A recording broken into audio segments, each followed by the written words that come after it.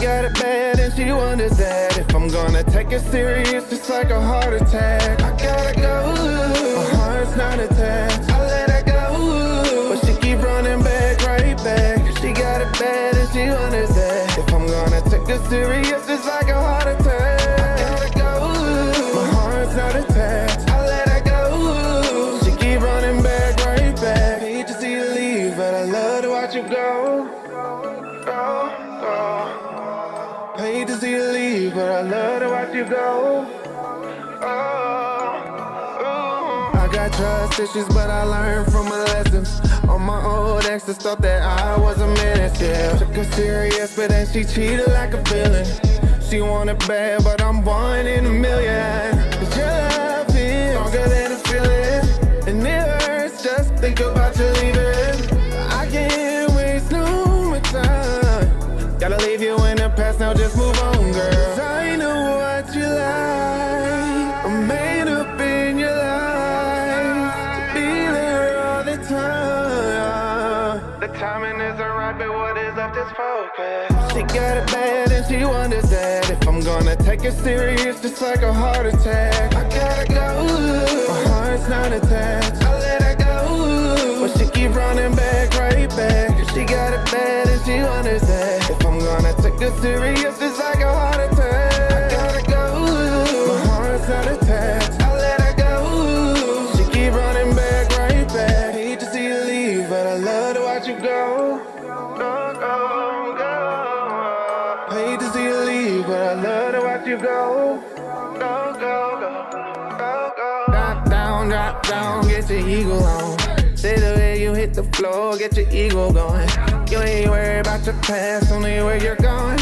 But if you focus on the future, you gon' keep on growing. Oh, I can help you with your problems. I'm doing my thing, single with no baby mama. I'm living my life like there's no tomorrow. I know what you like, I got a shirt you can borrow. Let's go. Hold up, girl. I'm falling for the same thing, repeating these patterns like I'm going insane, man. Get to the bag, money is ag, count them racks, yeah. Looking at last, look at my past, get to the bag, yeah. She got it bad and she wonders that if I'm gonna take it serious, it's like a heart attack. Oh, my heart's not attached. I gotta go, but she keep running back, right back. She got it bad, she wonders that if I'm gonna take it serious, it's like a heart attack.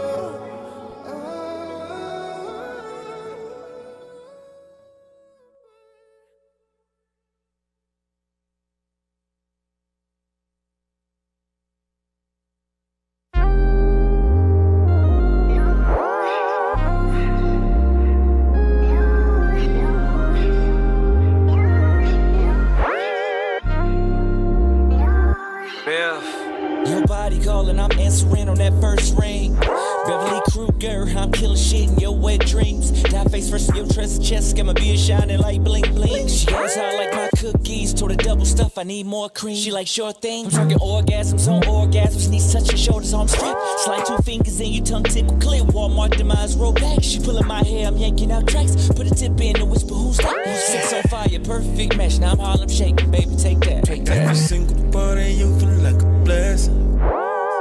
But baby, I got a confession. When you're sexing me, you feel like I'm in heaven. So baby, I got a suggestion.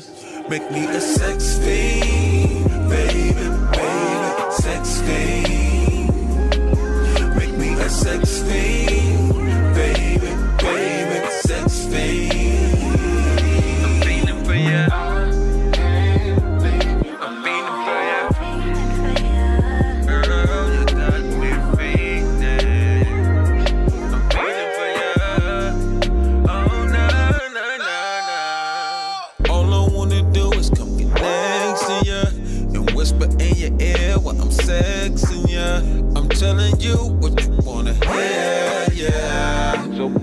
let me clear the air. I'm about to lick you up so I can take your whole soul now. And if I pick you up, I might take the bus to go downtown. I know it's slippery when wet, but I ain't even done yet. And if I happen to drown, I won't have no regret. Every single part of you feel like a blessing. But baby, I got a confession. When you're sexing me, it feel like I'm in heaven. So baby, I got a suggestion. Make me a sex fiend, baby, baby, sex fiend. Make me a sex fiend, baby, baby, sex fiend. I'm feeling for ya. I'm feeling for ya. Girl, you got me feeling. I'm feeling for ya. Oh no. Sex fiend, baby. Can you make me a sex fiend, baby?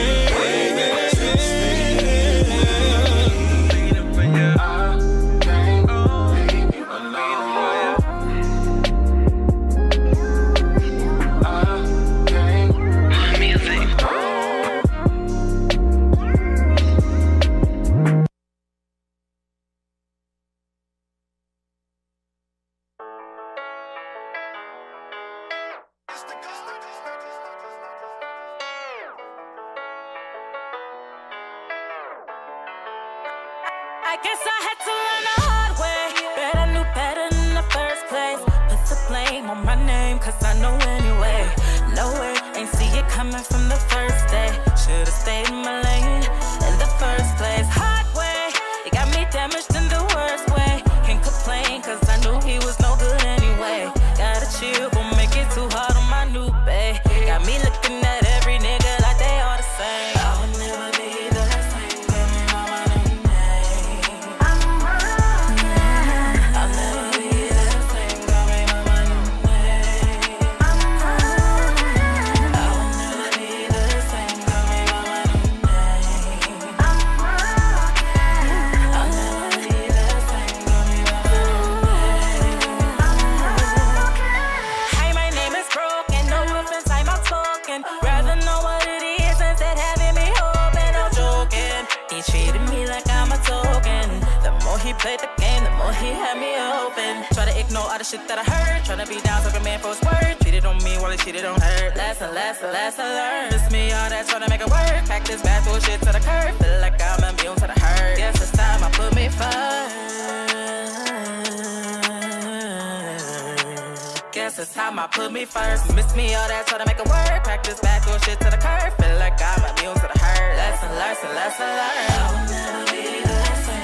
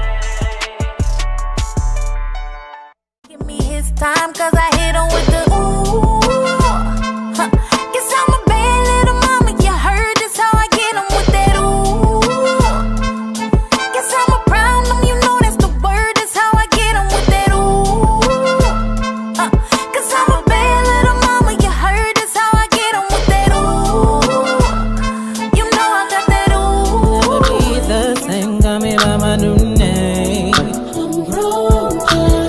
I'll never be the same. Call me by my new name. I'm broken. I will never be the same. Call me by my new name. I'm broken. I'll never be the same. Call me by my new name. I'm broken. Hi, my name is Broken. No offense. Hey guys, I'm attorney Dennis E. Sawan, and I'm going to be joining the 419 Grind crew on Rise and Grind Wednesdays from 8:30 to 9:30.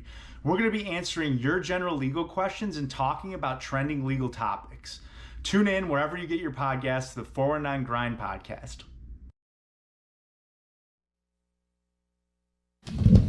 Welcome back. You are tuned into the #1 voted podcast, the Rise and Grind Morning Show with Leah, Renee, Shae, Clyde, Green, and Jay. Hey, we're back. Guess what? What? Okay, so we are. Oh. Ooh, you can play that back. Okay, yeah, run that back. I Okay, like play that. it. So you guys, I did say I was gonna start doing my, positive thing, whatever season that we're in. And so right now, Aries Nation is over, but it's now to Taurus. Yes, my baby's a Taurus, so I can deal with that. So that's good. So this is something positive for all my Taurus out there. Anybody celebrating a birthday that just passed, I'm giving you guys something that's just for you guys, something positive for the day. So it says, Taurus, you're quite clever today. Thanks to the current alignment, your opinions and conversations are engaging, making others gather around to hear them. So expect to answer a lot of questions and make your peers reconsider their views on certain topics. Today, your words are making a real difference in the world. You heard it here first, Taurus. Yeah. Get out there. Out here first. Yes. I love it. And your words are going to make a difference. So if you're out there, entrepreneurs or anything you guys got going on out there, Taurus, today's your day to make a difference. Yes, I like that. So I'm going to start that. Okay. That's dope. Shout out to the Tauruses. Happy birthday to everybody. Yes, I was trying to find my birthday list in my thing, but I can't. Mine never comes up. I don't know why. Like, that's so irritating. I know. My birthdays never come up. Where do you guys find your birthdays? You can't. I thought you could. You still like go to it. Just showed, I don't know. My birthday on the calendar. It would just show up. You talking about on Facebook? Yeah. It's Go to the three lines at the bottom. I think it showed it. I did, but it doesn't go to. I think it's like a part of your notifications of the first part of the day, and then it won't let you. Yeah, that's whack. I don't know, but if you guys celebrating birthdays or call in. Oh, okay, yeah. Okay. There we go. If you got some birthdays, call in. If you want to shout somebody out, call in. Where's the phone? Oh, you got it? Okay. Hey, you've reached the #1 voted podcast. You're on the line with Leah, Renee, Shae, Clyde, Green, and Jay. Who we got on the line? This is Ken Spruce calling. Hey, Ken. How you doing? I'm doing very well. And yourself? Oh, I'm just peachy. What's going on with you this morning?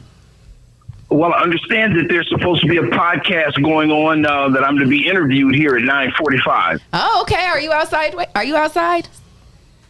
No. Oh. Oh, well, where are you? Where are you? Oh, my goodness. You already understand. I'm in Cincinnati. Oh, you're in Cincinnati. Yes.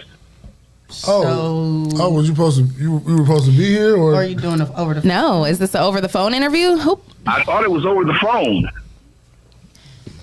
Well, okay, well, hey, we can incorporate this. We can incorporate this. We got some questions for you, Kenneth. We gonna make this work. We didn't know you were calling from Cincinnati, but we are okay with that. We love that you took some time out of your schedule this morning. Your appointment. You're right on time. Yes, you're right on time. So thank you for calling in. We appreciate you. No problem. Okay, so I'm Leah Renee. First of all, I'll tell the listeners and viewers who Kenneth Spruce is. Obviously, you already said you live in Cincinnati. Are you from Cincinnati? No, I'm from Toledo. I am a native Toledoan, born and raised. Graduated from the distinguished Jessup W. Scott High School. Okay. This was back a little bit before you all's day, but back in the 70s, and have basically matriculated my life across the country. Oh, wow. I've lived in every region of the nation, east, west, north, and south, and have pursued all levels of education, including the PhD level. Wow. So tell us which colleges you went to. Oh, I went to initially I went to the University of Cincinnati, so that's what brought me here originally. Okay. Then after that, I went to the American University in Washington, D.C. for my graduate degree. Wow. But I did not complete it there. I completed it at the University of Toledo, the master's degree program in public administration at the UT. And then in the early 90s, I went back to Clark Atlanta University for my PhD. Wow, that's amazing. What's your zodiac sign? I'm a Pisces. Oh, okay. And does so, that make a difference, a great bearing on one's prospects? Yeah, you a water sign just like me, so you think deeply and you put your actions into motion. Okay, I like that. So you've been back in Cincinnati for how long? Well, it's interesting. One of the questions that I had presented to you all was about the portion of the book. Now, the book that I'm talking about today is titled "I Apologize: A Black Man's Plea for Forgiveness," and it's an autobiographical look at my life. And I would say that my life is basically divided into three parts in terms of chronology. 1/3 in Toledo, 1/3 in Cincinnati, and 1/3 in Atlanta, Georgia. Okay. And so you are now getting ready to start setting up repositories in Toledo, Cincinnati, and Atlanta. Can you explain to us and the listeners and viewers what repositories are and why exactly you chose to go into this field or industry? Very good. Very good. A repository is basically an institution that collects and maintains data and statistics and material for researchers and for historians to come back and uncover what happened in the past. Okay, yeah. Go ahead. I'm sorry. At this particular time in my career, I'm retired. I retired back about 3 years ago. And in my retirement, I basically have established my own business, which is called Emoja, which stands for Black Unity. And it essentially is a publishing speech-making company. Essentially, I publish books and publications, and I make speeches. As an extension of probably the last significant professional responsibilities that I had was as a college professor. I was a college professor for the last 20 years of my life. And so as an extension of that, I'm doing what I was being paid to do for years, decades, basically write and publish and speak. That's awesome. And so, okay, you have a GoFundMe page going on. Why do you have a GoFundMe page? What's the purpose of this GoFundMe page? Well, I'm working on my fourth book, and it's got a long title to it, but essentially it is a historical profile of the struggles of Black students at the University of Cincinnati to realize all of their greatest potentials. And so in the writing of that book, I need to do a significant amount of research into the University of Cincinnati. And the university is a huge David, or I should say Goliath, and I'm the David, and I'm trying to get information. For example, 40 years ago when I went to the university, there was only 8% Black people in positions in the actual seats in the college ranks and in administration positions. Right. And now 40 years later, there's still only 8% Black students in seats of admission, in positions of authority, and in teaching positions. And I'm trying to uncover, why is that? Why is a major institution like the University of Cincinnati denying Black people their civil rights? And so as I go up against this Goliath, I've ultimately determined it's going to take funds and resources. It's going to take money. Absolutely. To fight this big Goliath, to try to get all that information. Absolutely. Back when I was a student 40 years ago, I did a study, and it was called the Spruce Report. and I was able to get all that information because I was a student.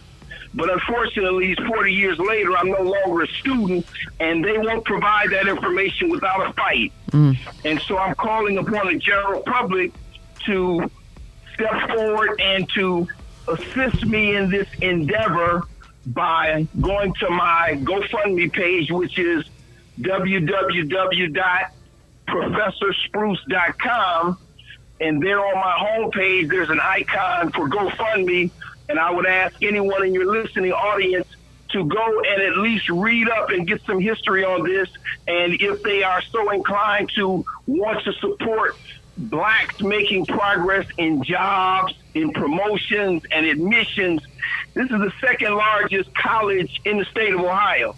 And a large number of people from Toledo, as I have found over the years, come and go to the University of Cincinnati. Absolutely. So it's basically a situation of injustice and discrimination and prejudice against black people, but we have to stand together to fight it. And so I'm asking people to go to my GoFundMe page and support my efforts. Those dollars, by the way, will be used to basically retain an attorney to proceed with what is called public information lawsuits. In other words, suits against the university that forces them to provide answers as to why they're not hiring blacks, why they're not admitting blacks, why they're not promoting blacks.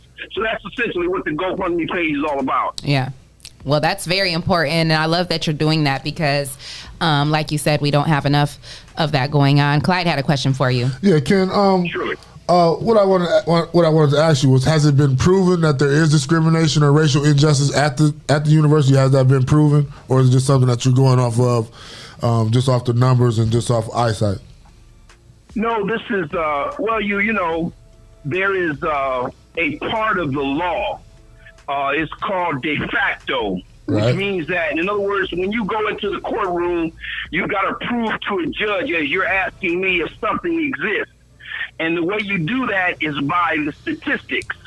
You look at the data. You look at the facts. So, for example, the city of Cincinnati has 45% African-American population. Well, by rights, there should be somewhere close to at least 20% black participation in every aspect of life here.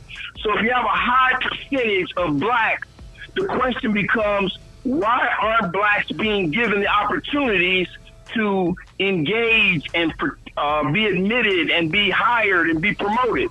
And if you've got a situation, there's only 8% black participation in a city of 45% black, something is wrong. Yeah, that right there is a fact alone. I mean, yeah, that's enough proof there. And like you said, there's two different forms. One is called de facto and the other is called de jure. De jure means is that you look for something in writing to prove what you're trying to suggest. So you try to find something that was written that proves the point you're trying to make. But in this case, we're looking at the facts. So it would be de facto discrimination against the university. So what's the equivalent? Okay, you say the population of Cincinnati is 45%, and you say it's 8% black at the university since the 70s.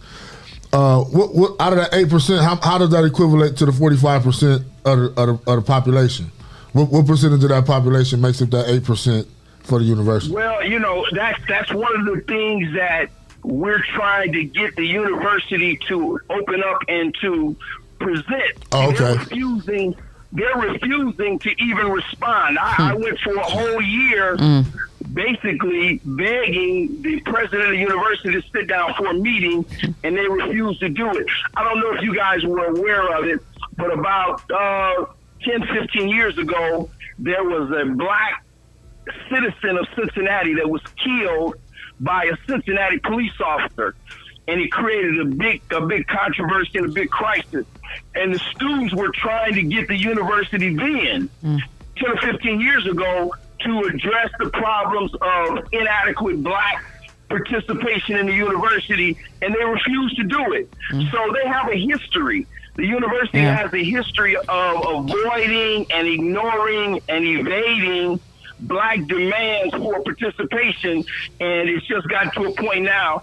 I ultimately want to write about it. I just want to educate the young people as to what the problems are at the university, what at least some prospective solutions are, and then also give them some sense of what the history of the university is. Right, and Cincinnati's police department is pretty rough too down there, ain't it? Yeah. It's. I remember when I came here as a young man. You know, it was said that most of the Cincinnati police officers were, you know, basically hillbillies, poor whites from Kentucky, right? And you know, they were basically head bashers.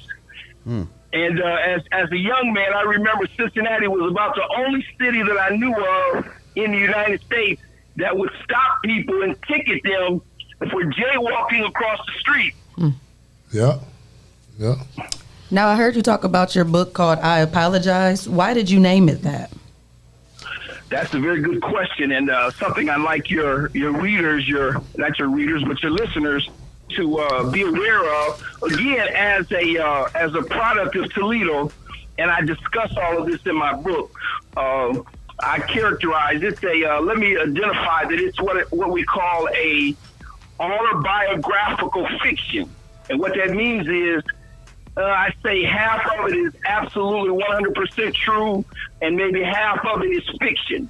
And I did that so as to protect people, their names and their situations and their circumstances. So I made some changes so people wouldn't be able to identify exactly who I was talking about. But anyway, as having come up and grew up in Toledo, you know, I was a fairly promising young man. As you all may recognize, Maumee Valley Country Day School. You know, my family was very poor, and we came up in the hood. And back in the 70s, I was given an opportunity with all of the other minority students in the city to have a scholarship opportunity to go to Maumee Valley Country Day School for free. And so in order to qualify that, you had to be, you know, fairly accomplished, you know, in your grades. Right. Yeah. And so anyway, my life has reflected that. In other words, I've always been a very accomplished, a very strong thinker and, you know, academician. So anyway, there's a lot of people who don't know what happened to Ken Spruce because, again, I'm from Toledo. I'm a native Toledoan, and I spent at least a third of my life there. And a lot of people didn't know whatever happened to Ken Spruce. And so I wanted to write this book basically to say to the people of Toledo, this is what happened to Ken Spruce. And for those of you that had higher expectations, had greater expectations, I apologize to you that I didn't fulfill my own potential. In other words, one of the things I say in the book is that I was angling to be the first black mayor of the city of Toledo. And one of my colleagues, Jack Ford, beat me to it. But that was my early ambition as a young person, to be the first black mayor of Toledo. Wow, that's amazing. Yeah. Now, do you feel like your book speaks to the young, the hip-hop generation? I think it does. I think it does. You know, one of the things that I talk about in the book, I have labeled my main character, who is essentially is me. I've named him Carlos Jordan. And Carlos was, again, a very ambitious and a very highly qualified individual. But the problem of his life is that he focused most of his energies on self, on his own self, as opposed to, let's say, others. And what I say to the young people in the book, one of the things that I've learned, I'm 65 years old, so I'm a little older than most of your listening audience. One of the things I've learned is when we were children, our parents and our grandparents told us not to be self-obsessed, to not to be so narcissistic that we were always concerned about ourselves. And one of the things that I've noticed about the hip-hop generation is that they are obsessed.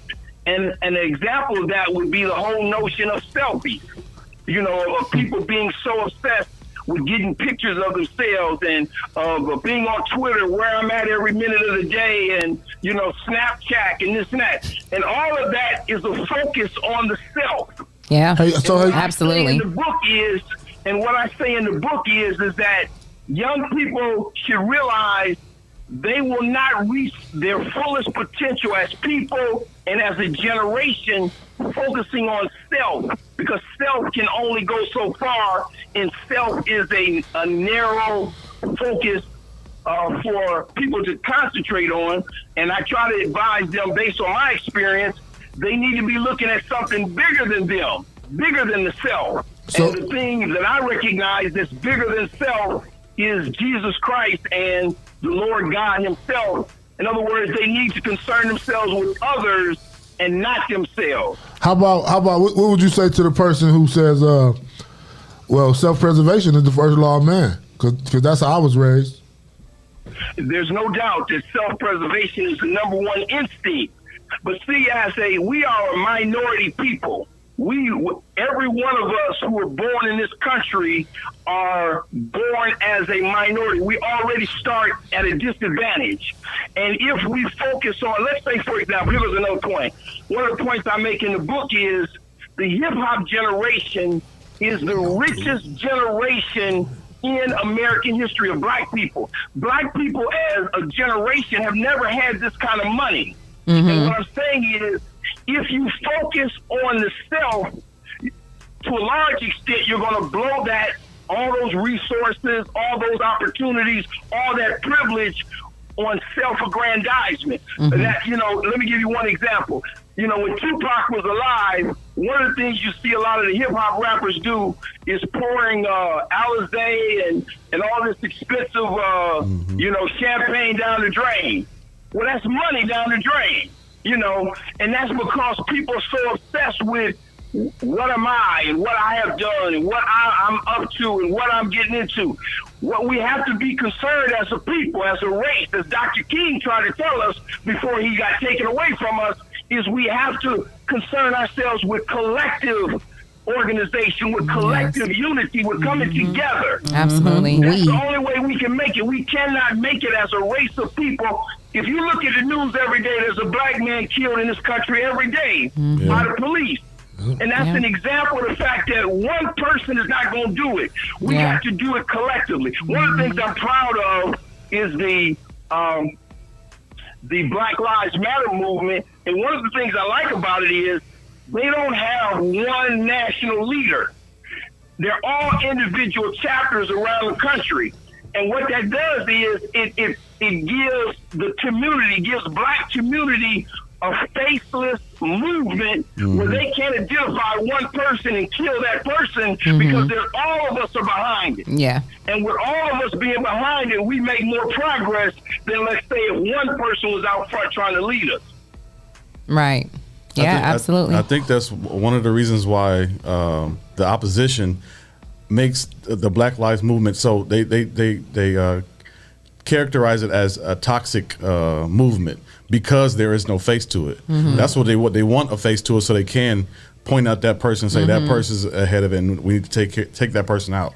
So I'm all for the movement of Black Lives Matter. And that's surely, yeah. But when you include the opposition, they always tear it apart. Like you have black groups way back since the Temptations, or even like watching Franklin Lyman, they break them up. They break the groups up. Right. You better off by yourself. You don't need them. The same way they did in slavery. You know what I'm saying? Look out for yourself, because if you try to look out for everybody else, they're gonna tear you up. And now we are here in this day and age where, like he said, we are in our generations, which are our future. It's almost like it's just getting, they compete. It's getting to this point. And now with social media, like he said, it's provided a way for people to individually feel like I'm somebody. This is my, I don't need this you. is my own reality show right here on my social media, and I can be whoever I want to be. Self-made. And it's a very self-gratifying, we're in a very self-gratifying point in time. Just imagine, I look at people like Jay-Z, and I see the kind of philanthropic donations and contributions him and Beyonce are putting forward. Just imagine if all of the hip-hop community came together and pooled their resources, what we could do as a people. Well, the opposition scared them when they took Sam Cooke out, because he was trying to do the same thing. Our whole history, you can go all the way back to Nat Turner. Nat Turner was a slave, and he tried to lead the revolution to overturn slavery, and another black, squealed on him, ratted him out, and when the man found out, they killed him. So they've always focused on who our leaders were and tried to eliminate them. Right. The point I'm trying to make is we need to get away from self-focus and get more into communal, collective focus. Yes. Yeah. Absolutely. Well, how do we do that when the opposition always send us after us? Even in the conspiracy theories, like a lot of people think the opposition sent old boy to go kill Nipsey. He was one of us. You know what I'm saying? It's like they always send one of us to tear us down. How do we get out of that? Well, if you look at, for example, one of the major issues right now going on is police reform, trying to stop the police from killing black men and women. And what you see is there is legislation, the George Floyd Policing Act, in the Congress of the United States. Now, I would attribute most of that to the Black Lives Matter movement. In other words, they were the one that pushed that issue so that now the country is dealing with how do we control these police and get them off of killing our community. Right. And so what I'm saying is what we need to do. See, I tell you, I'm a retired professor, and you didn't ask me, but my professional area was political science, politics.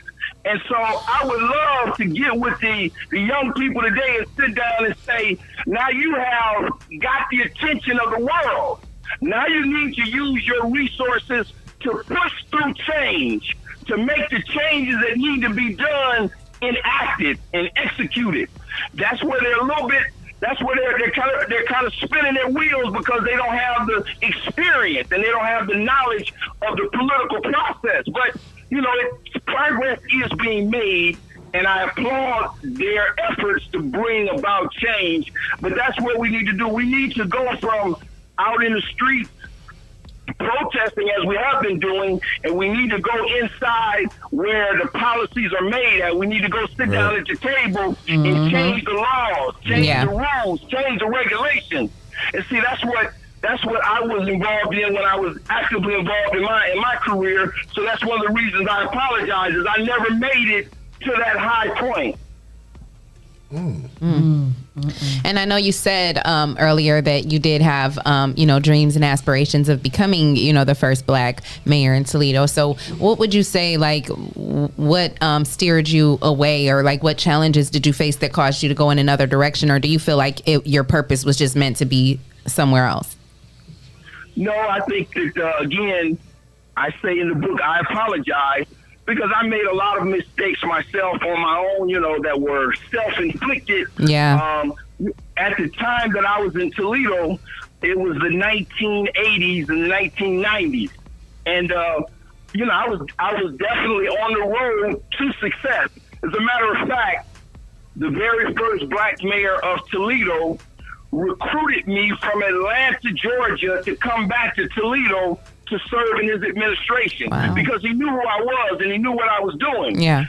It was basically just, again, as I said, my message to the young people, I was so caught up in self. Right. I was so caught up in what I could do for me as opposed to what could be done for the community. Yeah. And one of the questions that I posed to you guys was, did I have any regrets? And that's probably my biggest regret is that I didn't stay in Toledo and just bide my time until my chance came and shot it. That's deep. I needed to hear that. Let's Toledo the crib, See, the thing is, you only got one life, and you only got one shot, and you got to shoot it at the right time in order for it to go to the top. Right. And sometimes we make decisions that take us away from where we ought to be. Right. And that's what I'm apologizing about, is that I didn't make the right decisions at the right time that would have resulted in me becoming a historic figure here in Toledo, even though the things I've done are going to, there have already been 2 books written that include my life in them. So I know that people recognize that what I've done is significant in Toledo, and it's going to go down. That's one of the reasons for the repositories, is because I'm putting my material in libraries. Downtown Toledo Public Library has a section on my life. The University of Cincinnati Library System has a section. and I'm now working on the city of Atlanta, Georgia, incorporating the part. I spent almost 20 years in Atlanta. And so all of that information, as I said before, when history is written, they'll come back and write, well, who were the people that were significant in the previous time? And I hope to be one of those that are considered for that. Yeah. You will be. Yeah, absolutely. Speaking that into existence. And I think it's very important. I'm glad that I love the reason why you chose the title for that book. And I think that it's important that you made that a big, theme, I guess, in the book about like being aware of your own self-infliction, because so many of us, we all do it, have these moments where it's God, why me? Oh, why me? Why does this happen to me? And until you get to that place in life where you can really look yourself in the mirror and understand that a lot of the struggles and challenges that you face were self-inflicted, you know what I mean? The better you can be, the faster you can become a better person. The reality is I'm old enough to be all of your grandfathers. And so as someone of that age, I have some wisdom. I have some knowledge. I have some experience. And what I'm trying to share with the young people coming behind me is don't do what I did. Yeah. Don't put all your marbles on yourself. Put your marbles in with your community, in with people that are like you, that are struggling with the same things you're struggling with, and we all can profit. We all can benefit. Absolutely. It's so true. Me and Jesse, we just had a conversation about that yesterday. So it's so funny that you are saying this, because we just were talking about that yesterday, and that's what we are here for, and that's what this is about. So, sometimes you have to check yourself even and be like, no, I'm here for a bigger purpose, and it's not always about me. It's got to be about the community and the future, the kids, really, at the end of the day. Well, I hope your audience would take a minute to go to Amazon.com and to look for my book, I Apologize, A Black Man's Peaceful Forgiveness, because again, I'm being very frank and very honest about the things and the decisions and the choices that I made, and I think there is some wisdom and some knowledge in that experience.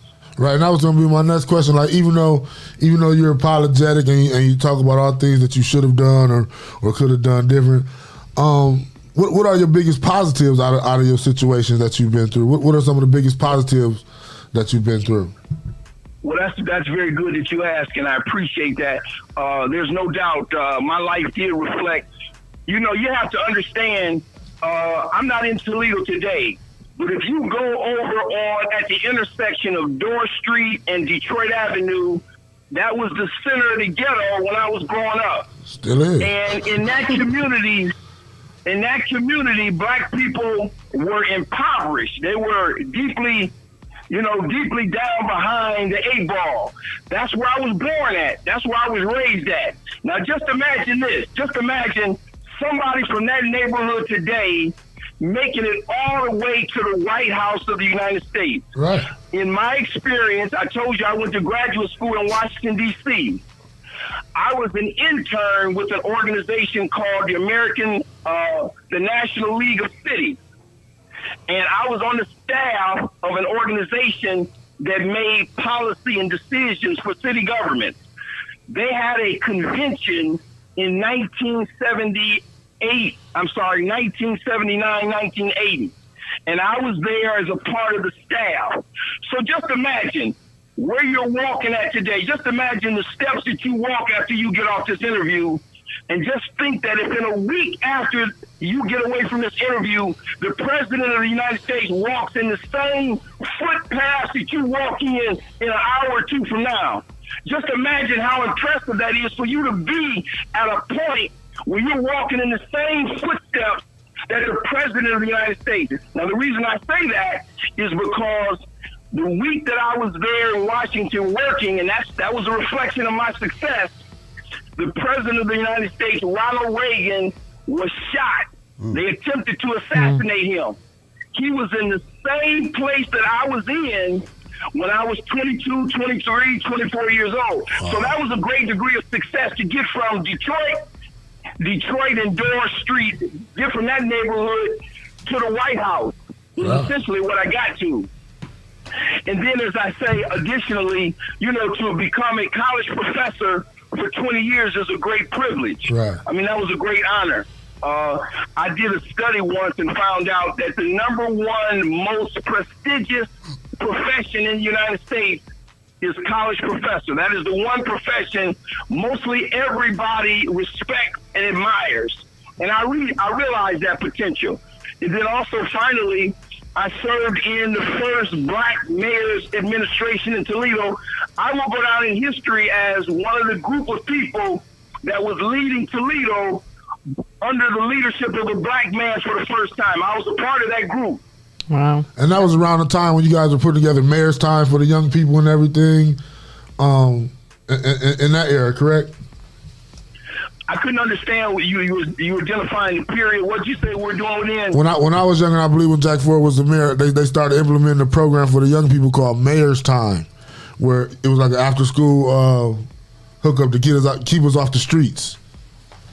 Well, I can't say that I specifically remember that program, but I know that Mayor Ford, he did play a primary role in involving more black businesses, more black companies, giving them money, giving them contracts, giving them opportunities that they never had before because there had not been a black mayor who was concerned about the black community. Right. So he was very integral in opening the door for blackness in the city of Toledo. What do you think people will remember you by here in Toledo, Ohio?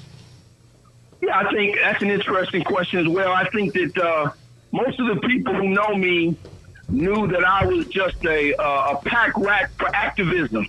As a matter of fact, I created a group in Toledo, and you may want to look in the history of it. It's down in the Toledo Public Library. It's called the Study Group. And that group, I say in my book, was a forerunner to the Black Lives Movement matter, or the Black Lives Movement progress was a reflection of the kind of things that we were doing. I started a group in Toledo of young black professionals probably 20 years before the Black Lives Matter movement came along, and we were trying to do the same things they're trying to do today. But if you ever heard the expression, an idea ahead of its time? Mm-hmm. The people they weren't. See, when you go through something, and that's what my book. The value of my book is I've been through something. I've been through change. I've been through struggle. I've been through scratching and trying to claw my way up. So the old people say you got to go through something first before you know something. That's and right. So having gone through all the things that I've gone through, I can say, this is an effective way, or this is an effective platform or springboard. And young people, I think, because again, as I say, there's no doubt the hip hop generation thus far is the richest generation of black people. Now you stop and think about that. I mean, we've been in this country for 400 years, and we are now with the richest generation of black people that you've ever seen. Mm-hmm. Yeah. The question is what are they going to do with all of those blessings? What are they going to do with all of those resources, all that material? Yep, that is the question, because like you said, I mean, if every single one of those stars did even maybe 10% of, the type of, things that Jay-Z and Beyonce are doing, we would have a lot more resources for our people, and we would be able to accomplish a whole lot more. Even our athletes too, because Kobe was on the verge of trying to start our own league. There's enough money. Yeah. But certain powers that we don't want that to happen sometimes. When you look at the things that young black people are doing today, it's mind-boggling.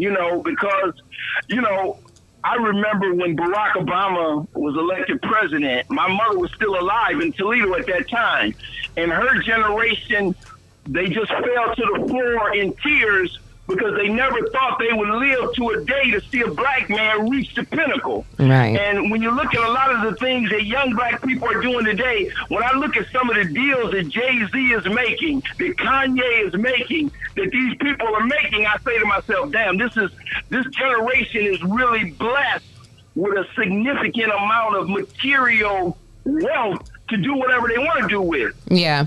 Absolutely. And And you know, just the simple fact that we're in this day and age with social media. I mean, so many people are creating their own platforms, and you know, like we are, and you know, just making their own lane. So we do have to, you know, be more about the community and more about giving back. You know, it just has to happen, or else we're going to continue to see these problems. But this has been a great conversation, Kenneth. We really appreciate you calling in for the show today. You've had many gems to drop, so we definitely hope to get you on here in person one day. You're gonna have to make your way back to the city so we can get you on the show. But yes, I was there December the 14th, and I wish I had known you all existed. I didn't know your existence until after I left and got back here in Cincinnati. Well, that's okay. We're not that far away. We're just a hop, skip, and a jump. So just give us a you heads tell up us when you you come. want to come, and we're gonna make sure we prepare for you. We got you. Well, I'm working on this next book, and as soon as I get it together, Toledo will be the first place I'll come to let the Awesome. Hey, we love because we love exclusives. Sure do. So tell the listeners and viewers where they can find your book one more time, and where they can find you on social media.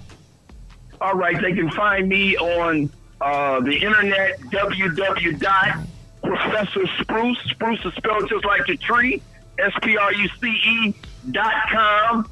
And I have my webpage there. Also, they can find me on LinkedIn.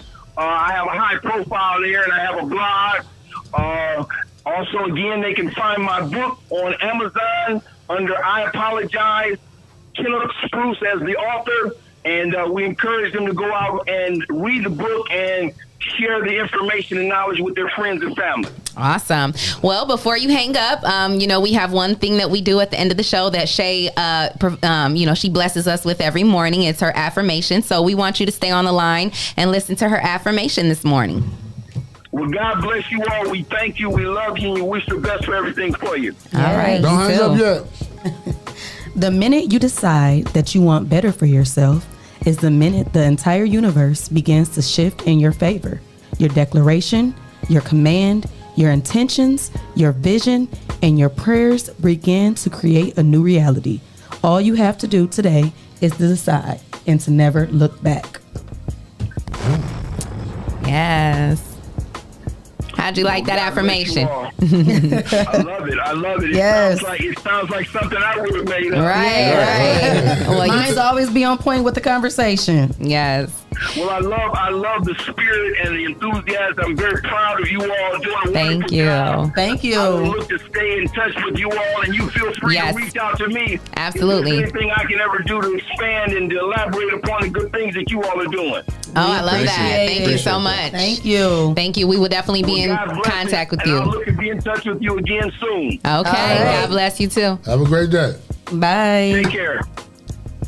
Yes. Shout out to our sponsors, Hotbox, Hotbox. Mud City ENT, Yes. Essential Vibes, Yep. Land Self, The People Salesman, Yes, sir. J. Rush Jennings, Yes. Sasha Denise, Greater New Psalmist Church, Amen. The Social Butterfly, Hey, Miss Carter. Kendall Harvey, Hype Organization, Hype. and Kenya Creations. Hey. And if you would like to become a sponsor of the #1 voted podcast, send your info to Rise and Grind at the419grind.com, and you can become a sponsor of our show. We hope you guys enjoyed this show. Yes. Hey, y'all going for tacos today? Y'all be careful out there. It's toxic tacos. It's gonna be a nice $2 Tuesday. Tuesday. Yes, and the rest of the week is gonna be nice. So guys, let's not do anything crazy, okay? Let's be safe out there. You know, We and can have some still fun. do it. Want to do it? What we gonna do? yeah. Our We forgot the giveaway. ticket giveaway. Oh yeah, well we can still do it. Got some VIP tickets to give away. VIP. So We got some tickets to give What's away, the so I guess question, we're or not what's going the- nowhere I thought too y'all already quick. had the Yeah, question. y'all. Remember we said we were Oh, gonna do you yeah. guys' middle names. Okay, because Are we like gonna do both, or we just gonna do one? we got 2 tickets to give away, right? 2 tickets. I don't nobody know Yeah. my middle name. Okay, I so ain't even worried. okay, well everybody already knows my middle name, so we can't do that. And Clyde, What's your middle name, Leah Renee? Oh, I don't know. What do you think it is? You know what's so funny though? Somebody really did ask me one time, like, so where does the Renee come from? And I was like, it's my middle name. And they were like, that ain't your middle name. And I'm like, They was in the Yeah, class. They okay. went to high school in one class all day. Got But school anyway. 5 minutes early. what is your middle name? Leslie Leslie, huh? Harold Harold Leslie. Leslie. What's your Green. last name? Harris. Oh, Harold It's Leslie not- it's Harris. not Clyde It's not Green? green. Your last name ain't green. Where did Clyde Green come from? Well, If I tell you, made if I his tell you, I middle have to name shoot you. So he Okay. made up his I don't wanna middle get name. shot. Just know my uncle called me Clyde. I don't The want no green smoke. part we're gonna keep to ourselves. Okay, well, callers, listeners, hey, nobody knows Shae K's middle name, and it doesn't start with a K. What if we ask them whose song this is? Oh. We can do that for the second one. The first one. This first one is Shae K's middle name. I almost said it. Shae K's middle name. But don't y'all think the K is for her middle name because it is not for her middle name. K is not for her Don't middle be calling name. in talking about Kimberly, Karen. Nope, the K is for Kimbo. Christy with a K. So call 419-540-3566 to win the tickets. You got to guess. What does your middle name start with, Shae? L L. I would have never said that. and an E. L-E. And it ain't Leslie. Is it Leah Renee? Mine Shanielle Leah Renee. Okay. I said L-E. Free tickets to Next to Blow. VIP tickets, actually. And they They must don't know your middle name. Big man, you don't know her real name? Why would Bigger Man know that? They went to high school together. He didn't look at my registration papers. Okay, I still don't even know my middle name. I know when Leah asked me my middle name, some of my high school was like, Leslie. Like, Well, that's your name on Facebook, so. oh. But you know what? It's okay Harold because I Leslie, don't Leah think Renee. mine is ever shown in school. I think my dad always No, took the L. don't call Oh, yeah. me. Call the show. Because I thought that was his last name all the time. They call it my phone. They call the show. Who's calling your calling? phone? Unknown name. Everybody calling your phone. Oh, unknown. Let me see. Ain't nobody calling your phone. Thank you for calling 419. Uh-oh, he in trouble. He's like, He changed his face fast. You should say hi. This is Chloe. Who? who is Chloe? You know, it was a recorded line. Like when they hear the voice, Oh.